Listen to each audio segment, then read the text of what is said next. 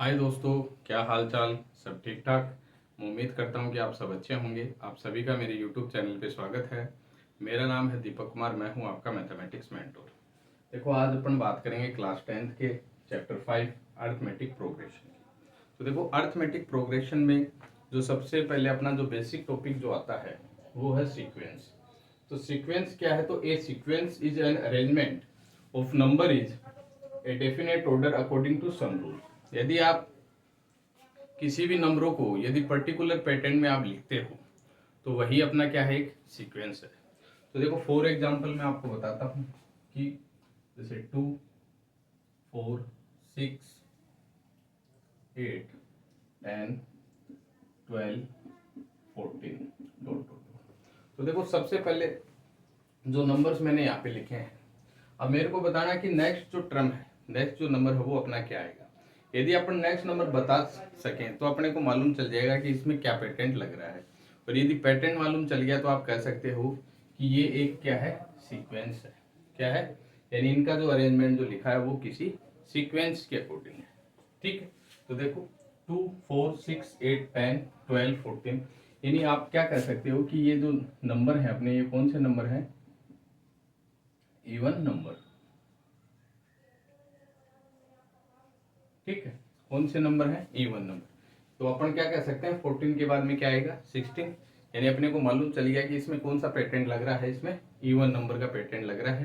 तो ये इनका जो अरेंजमेंट होगा वो कौन सा क्या होगा, एक सीक्वेंस होगा। यानी इनका जो पैटर्न होगा उसी को अपन क्या कहेंगे, ये सीक्वेंस है। अब देखो, और एग्जाम्पल बताता हूँ। 1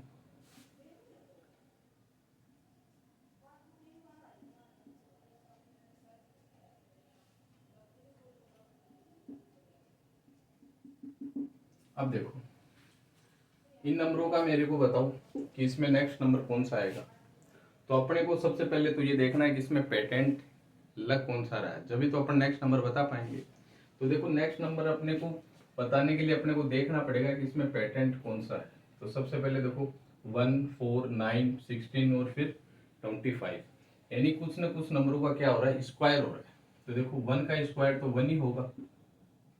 यहाँ पे यदि मैं 2 का स्क्वायर करूँ तो 4 हो रहा है। 3 का स्क्वायर करूँ तो 9 आ रहा है। 4 का स्क्वायर करूँ तो 16 आ रहा है। 5 का स्क्वायर करूँ तो 25 आ रहा है। तो आप कह सकते हो जो नेक्स्ट जो नंबर आएगा वो मेरा क्या आएगा, 6 का स्क्वायर। तो 6 का स्क्वायर आएगा तो यानी यहाँ पे क्या आएगा, 36। तो आप क्या कह सकते हो, इसमें जो पेटेंट लगा है वो कौन सा लगा है, स्क्वायर ऑफ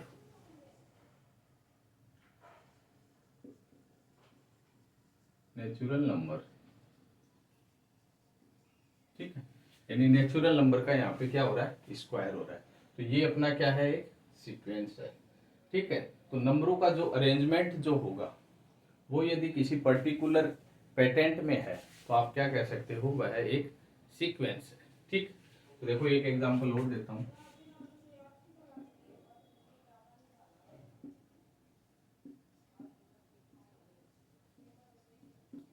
अब बताओ नेक्स्ट टर्म कौन सी आएगी मेरी।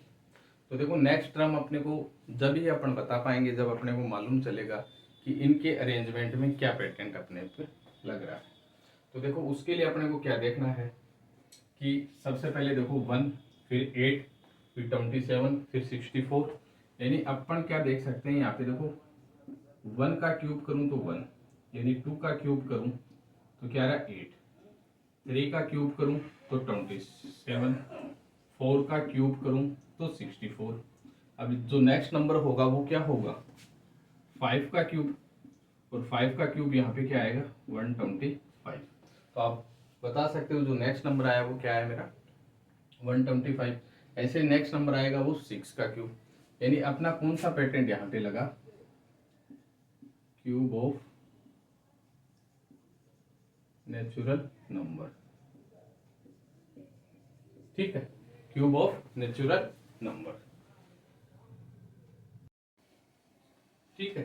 तो देखो, सीधी सी बात है कि किसी भी नंबरों का जो अरेंजमेंट है, यदि उन नंबरों में अपने को अपना जो यदि पैटर्न पर्टिकुलर पैटर्न यदि लग रहा है तो आप क्या कह सकते हो, वह एक क्या है, सीक्वेंस है। अब देखो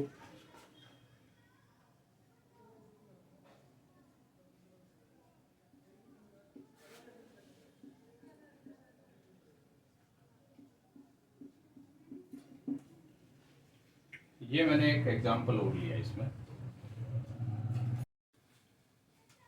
अब देखो मैंने एक वापस एक नंबर का एक अरेंजमेंट लिखा है। तो अपने को सबसे पहले देखो मैंने आपको क्या बताया कि पेटेंट अपने को इसमें कुछ लग रहा है, तो अपने को देखते ही अपने को लगभग मालूम चल रहा है कि इसमें 3 का मल्टीपल चल रहा है, ठीक है। या फिर ये भी कह सकते हो आप, देखो 3 में 3 प्लस किया 6, 6 में 3 प्लस किया 9, 9 में 3 प्लस किया तो 12। अब देखो एक चीज मैं आपको बताता हूँ, जैसे मान लो 3 है तो 3 तो मेरी कौन सी है, फर्स्ट टर्म, ठीक है। 3 मेरी कौन सी है, फर्स्ट टर्म। 6 6 है मेरी सेकेंड टर्म, ठीक। तो ऐसे ही देखो 3 फर्स्ट टर्म, 6 सेकेंड टर्म, 9 मेरी थर्ड टर्म आ जाएगी, 12 मेरी फोर्थ टर्म आ जाएगी। तो इस हिसाब से ये चलता रहेगा। यदि इसी को ही अपन यदि ऐसे लिखें, कैसे, देखो 3 6 9 12 15 18 21, यदि इस फर्स्ट टर्म की जगह मैं यदि मान लो इसको लिखूं क्या, जैसे मैंने लिखा A1, क्या लिखा A1। कहने का मतलब है यदि मान लो आप किसी का भी मान लो कोई भी नाम हो, जैसे मान लो किसी का नाम श्याम है, तो श्याम को मैं S से डिनोट करता हूँ। तो ऐसे ही मैंने इस फर्स्ट टर्म को किससे डिनोट कर दिया, A1 से। सेकेंड टर्म को मैंने लिख दिया A2, थर्ड टर्म को लिखा A3, फोर्थ को क्या लिखा A4, ये हो गई मेरी A5, ठीक है। तो इस हिसाब से जो मैंने इन टर्म का क्या हो गया, ये मेरी A1 term, A2 term, A3 term, A4 A5, ठीक है। तो देखो जो अपनी टर्म होंगी तो उन टर्म को ही अपन क्या कहेंगे, पोजीशन, क्या कहेंगे, पोजीशन। यानी मेरी फिफ्थ पोजीशन पे कौन सी टर्म है, 15 नंबर यानी 15। ऐसे A4 यानी फोर्थ पोजीशन, यानी इसी को ही आप क्या कह सकते हो, इसी को ही आप क्या कह सकते हो, पोजीशन कह सकते हो। यदि यहाँ पे मैं पूछूं आपको कि A10 पे क्या आएगा, A10 का मतलब कि जो 10वीं यानी 10th नंबर की जो मेरी पोजीशन है वो अपनी उस पे कौन सी टर्म आएगी। तो देखो आप कैसे बताओगे, तो ये तो हो गई मेरी A6, ये मेरी कौन सी हो गई A7। अब अपने को A8 पे देखनी है, तो 8 वाले पे कितनी आ जाएगी 24, ठीक है। A9 पे कितनी आ जाएगी 27, और जो मेरा A10 है उस पे कितने आ जाएगी 30। तो आप क्या कह सकते हो, जो मेरी A10 यानी जो 10th नंबर की जो पोजीशन पे है, तो 10th नंबर की जो पोजीशन पे मेरी जो टर्म आई वो कौन सी आई, 30 नंबर की टर्म आई, ठीक है। यानी 30 नंबर की मेरी जो 10वीं नंबर की जो पोजीशन पे जो टर्म आई वो मेरी कौन सी आई, 30 नंबर की, ठीक है। तो आप ये कह सकते हो, ठीक है, ठीक है।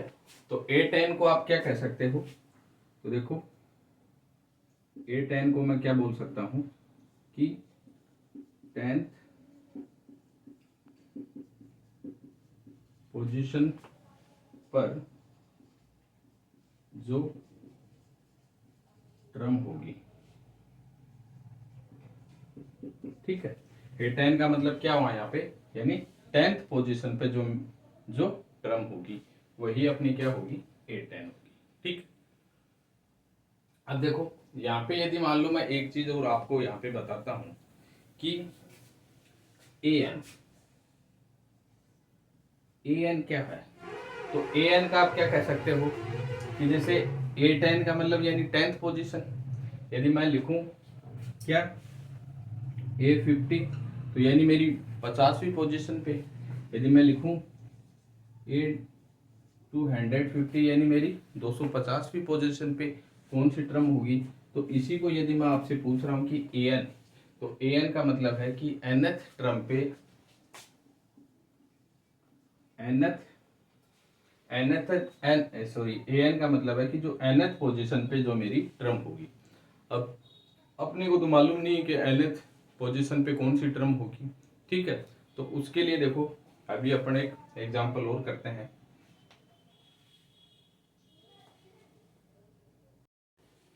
देखो एक बार वापस से मैं आपको बता देता हूँ कि जो मेरी A10 है, तो A10 का मैंने क्या बताया कि 10th, यानी A10 का मतलब है कि जो 10th पोजीशन पे जो मेरी टर्म होगी उसका मतलब है A10। तो मैंने अभी आपसे क्या बोला कि AN, तो AN का मतलब है जो nth पोजीशन पे जो मेरी टर्म होगी वही अपनी क्या होगी AN।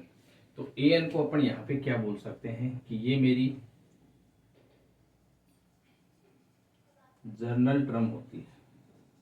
कौन सी टर्म होती है? General term.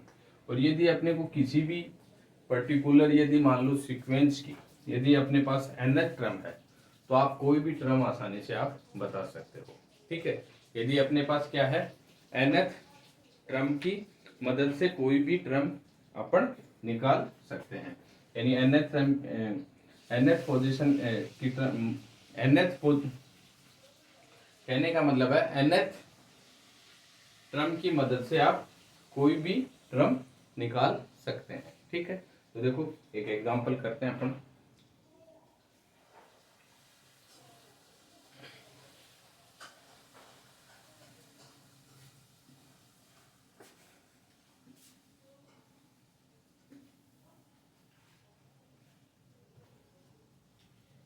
यदि मान लो एग्जांपल अपन लेते हैं,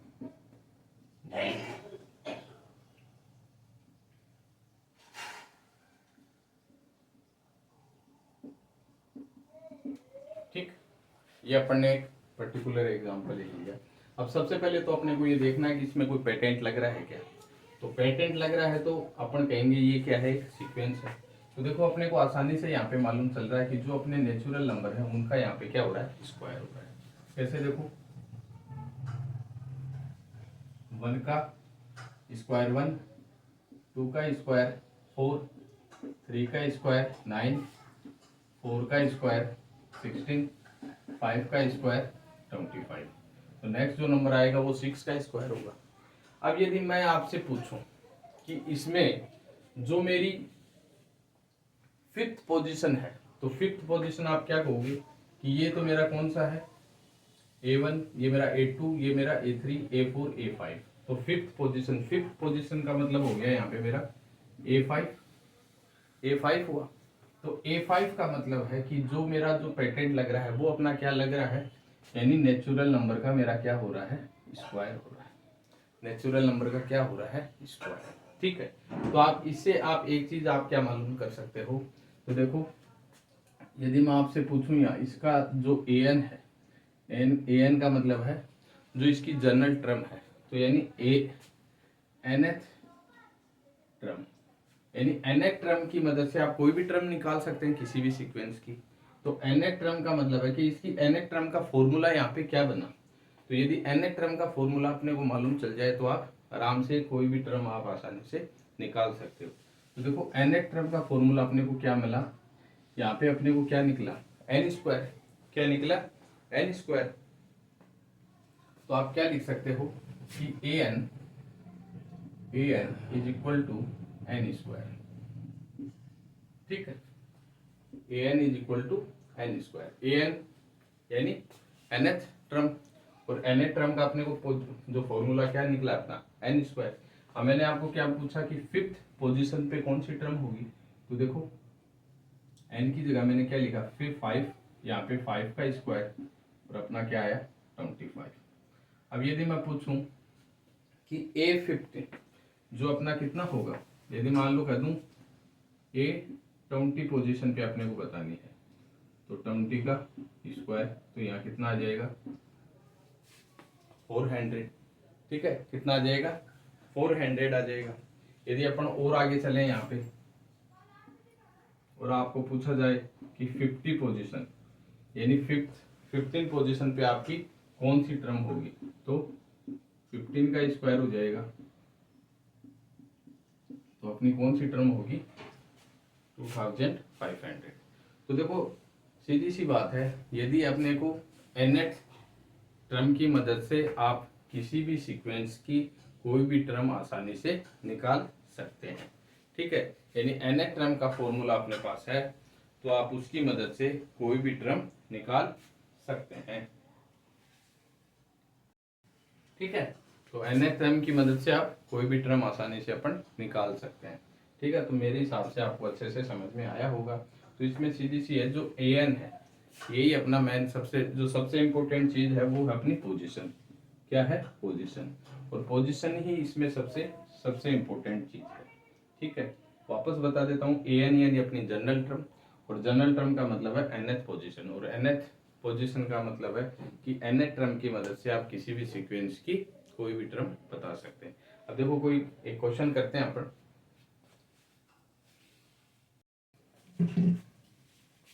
देखो, इसको मिटा देता हूँ।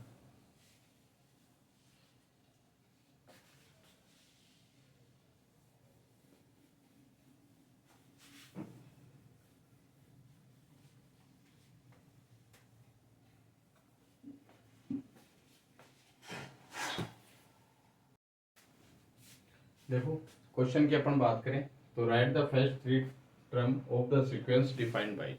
तो अपने को देखो क्या दे रखा है, किसी सीक्वेंस की अपने को nth टर्म अपने को दी हुई है, और उसका अपने को क्या करना है, फर्स्ट थ्री टर्म अपने को बतानी है। तो देखो, मैंने आपको क्या बताया था, यदि अपने पास nth टर्म का यदि फॉर्मूला है, तो आप nth टर्म की मदद से कोई भी टर्म आसानी से निकाल सकते हैं। तो देखो, सॉल्यूशन यदि फर्स्ट की बात करें तो an is equal to 3n+2। अब देखो, सबसे पहले फर्स्ट टर्म अपन इसकी निकालते हैं। तो n की जगह आप 1 पुट करो, 3 यहाँ पे 1+2। ठीक है, तो 3 1 जा 3 +2, तो मेरा क्या आ गया, फर्स्ट टर्म मेरी 5। ठीक है, a1 मेरी कितनी आई, 5। ठीक, सेकेंड टर्म, तो n की जगह 2 पुट करो, 3 यहाँ पे 2+2, तो 8 2 इज इक्वल टू 3 2 जा 6+2, तो 8 2 सेकेंड टर्म कितनी आई मेरी, 8। थर्ड टर्म की अपन बात करें तो देखो, n की जगह 3 इज इक्वल टू +2, 3 3 जा 9+2 इक्वल टू 11। ठीक है, तो देखो तीनों टर्म अपनी क्या है, 5 8 11। तो अपना जो सीक्वेंस बन रहा है वो क्या बन रहा है, 5 8 11, ये वाला सीक्वेंस। अब देखो, सेकंड क्वेश्चन की अपन बात करते हैं। तो इसका nth फॉर्मूला क्या दे रखा है, n² + 1। अब इसकी भी फर्स्ट थ्री टर्म अपने को बतानी है। तो n की जगह आप क्या करो, 1 पुट करो, 1 का स्क्वायर +1। ठीक, तो देखो a1 इज इक्वल टू 1 + 1, तो a1 मेरा कितना आ गया, 2। ऐसे ही सेकंड, यहाँ पे 2, तो 2 का स्क्वायर +1, 2 2 जा 4 +1, तो a2 कितना आया, 5। थर्ड टर्म, 3 का स्क्वायर +1, तो a3 इज इक्वल टू 3 3 जा 9 +1, तो a3 कितना आ गया मेरा, 10। ठीक, तो अपनी दोनों क्वेश्चन की जो अपनी फर्स्ट थ्री टर्म थी वो कौन कौन सी थी, इसका सीक्वेंस क्या बनेगा, 2 5 10 2 2। ठीक, दोनों के सीक्वेंस अपने ये हैं, तो आप देख सकते हो। अब देखो, ये क्वेश्चन अपन और करते हैं।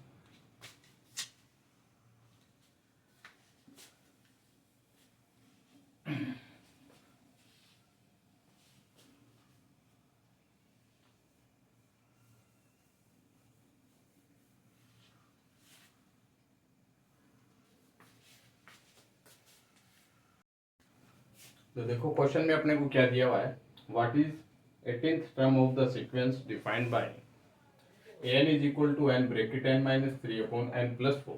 तो देखो, अपने को किसी सीक्वेंस की nth टर्म का अपने को फॉर्मूला दिया हुआ है, और उसका अपने को क्या पूछा है, 18th टर्म अपने को पूछी है। तो देखो, solution an is equal to n-3/n+4।